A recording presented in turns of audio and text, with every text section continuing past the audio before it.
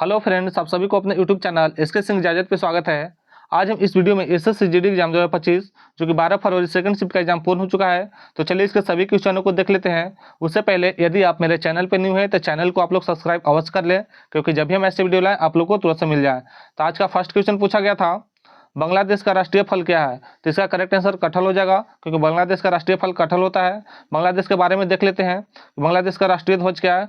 तो लाल हरे के नाम से जाना जाता है बांग्लादेश के राष्ट्रीय ध्वज को। इसको 17 जनवरी 1972 को अपना लिया गया था। बात कर ले बांग्लादेश के राष्ट्रगान के बारे में, तो रविंद्रनाथ टैगोर के द्वारा लिखा गया था अमार सोनार बंगाल, जिसे बांग्लादेश के द्वारा 1972 में राष्ट्रगान के रूप में अपना लिया गया था। यहाँ पे नेक्स्ट क्वेश्चन पूछा गया था, उस्ताद राशिद खान किस घराने से संबंधित है? तो ये रामपुर ससवाना घराना से संबंधित है। तो आप लोग का रामपुर ससवाना घराना करेक्ट आंसर हो जाएगा। बात कर ले उस्ताद राशिद खान के बारे में, तो इनका जन्म 1 जुलाई 1968 को उत्तर प्रदेश के बदायूं में हुआ था। यहाँ पर नेक्स्ट क्वेश्चन पूछा गया था, भारत के संविधान के अनुच्छेद 48 क यानी 48 के ए में राज्यों को किसका संरक्षण तथा संवर्धन सुनिश्चित करने के लिए निर्देश दिया गया है? तो पर्यावरण को संरक्षण करने का निर्देश दिया गया है। तो आप लोग यहाँ पे पर्यावरण करेक्ट आंसर हो जाएगा।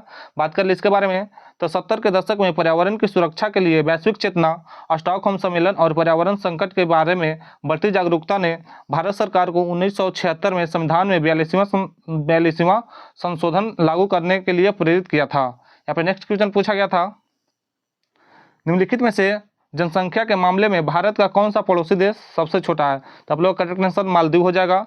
इसके अलावा देख लेते हैं इस अस्टा फैक्ट में, जो कि भारत के साथ कुल 9 देशों का सीमा साझा होता है, जिसमें 7 देश स्थलीय सीमा साझा करते हैं जबकि 2 देश समुद्री सीमा साझा करते हैं। बात कर लें किसका कौन सा देश का कितना भारत के साथ सीमा साझा होता है उसके बारे में देख लेते हैं।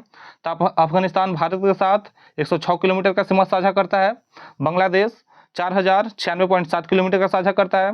भूटान 699 किलोमीटर, चीन 3488 kilometre, Myanmar 1643 kilometre, Nepal 1751 kilometre और पाकिस्तान 3323 किलोमीटर भारत के साथ अपना सीमा साझा करता है। अब बात करें श्रीलंका और मालदीव, 2 ऐसे देश हैं जो भारत के साथ समुद्री सीमा साझा करते हैं। स्थलीय सीमा की दृष्टि से भूटान भारत का दूसरी सबसे छोटा सीमा साझा करना पड़ोसी देश है, भी आप लोग ध्यान रखिएगा। यहाँ पे नेक्स्ट क्वेश्चन पूछा गया था, राज्य विधान परिषद में राज्यपाल द्वारा कितने सदस्यों को मनोनीत किया जाता है? तो यहाँ पे 1/6 भाग मनोनीत किया जाता है। तब लोग 1/6 करेक्ट आंसर हो जाएगा। बात कर ले इसके बारे में, तो किसी राज्य की विधान परिषद का गठन भारतीय संविधान के अनुच्छेद 169 के अनुसार किया जाता है, ये भी आप लोग ध्यान रखिएगा। यहाँ पे नेक्स्ट क्वेश्चन पूछा गया था, खसाबा दादा साहेब जाधव किस खेल से जुड़े हुए थे? तो कुश्ती से जुड़े हुए थे। तो आप लोग यहाँ पे कुश्ती करेक्ट आंसर हो जाएगा। यहाँ पे नेक्स्ट क्वेश्चन पूछा गया था, भारत की 7वीं पंचवर्षीय योजना कब समाप्त हुआ था? तो 1990 में समाप्त हुआ था। तो आप लोग का यहाँ पे 1990 इसका करेक्ट आंसर हो जाएगा। बात कर ले इसके बारे में, तो भारत की 7वीं पंचवर्षीय योजना साल 1990 में खत्म हुई थी। यह योजना साल 1985 में शुरू हुई थी। इस योजना का नेतृत्व कांग्रेस पार्टी ने किया था और राजीव गांधी इस दौरान देश के प्रधानमंत्री थे, ये भी आप लोग ध्यान रखिएगा। और बात कर ले 7वीं पंचवर्षीय योजना के मुख्य उद्देश्य सामाजिक न्याय के जरिए आर्थिक उत्पादकता बढ़ाना, खाद्य उत्पादन में वृद्धि करना और रोजगार के अवसर पैदा करना था, ये भी आप लोग ध्यान रखिएगा। यहाँ पे नेक्स्ट क्वेश्चन पूछा गया था, मगध के शासक बिंबिसार का उत्तराधिकारी कौन था? तो आप लोग करेक्ट आंसर अजातशत्रु हो जाएगा, क्योंकि बिंबिसार का उत्तराधिकारी अजातशत्रु था। बात कर ले इसके बारे में, तो बिंबिसार मगध की गद्दी पर 544 ईसा पूर्व में बैठा था और इन्होंने राजगृह का अपना राजधानी बना लिया था। और बात कर ले जो बिंबिसार की हत्या की थी, इन्हीं के पुत्र अजातशत्रु ने इनको हत्या कर दिया था, ये भी आप लोग ध्यान रखिएगा। यहाँ पे नेक्स्ट क्वेश्चन पूछा गया था, पद्म भूषण 2020 के प्राप्तकर्ता मनोज दास ने किस क्षेत्र में पुरस्कार प्राप्त किया था? तो साहित्य और शिक्षा के क्षेत्र में प्राप्त किया था। तो आप लोगों को साहित्य और शिक्षा करेक्ट आंसर हो जाएगा। लेकिन इस क्वेश्चन पर हमें डाउट है, पता नहीं इस क्वेश्चन आया था कि नहीं आया था। कुछ बच्चों ने बोला कि आया था, कुछ बच्चों बोल रहे थे नहीं आया था। तो आप लोग देख लीजिएगा। यहाँ पे नेक्स्ट क्वेश्चन पूछा गया था, हिमाचल प्रदेश के मुख्यमंत्री कौन है? तो सुखविंदर सिंह है। तो आप लोग यहाँ पे सुखविंदर सिंह करेक्ट आंसर हो जाएगा। अब नेक्स्ट क्वेश्चन पूछा गया था, रशद अनवर खान किस घराने से संबंधित है? तो आगरा घराना से संबंधित है। तो आप लोग का आगरा घराना करेक्ट आंसर हो जाएगा।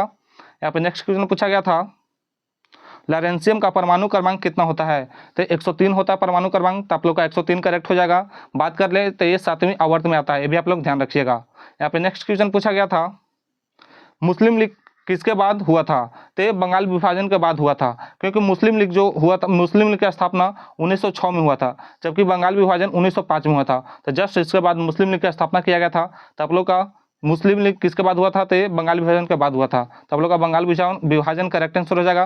तो आज हमें दोस्तों को द्वारा इतना ही क्वेश्चन मिला। अगर मेरा वीडियो अच्छा लगा हो तो वीडियो को आप लोग एक लाइक अवश्य कर दीजिएगा। तब तक मिलते हैं नेक्स्ट वीडियो में।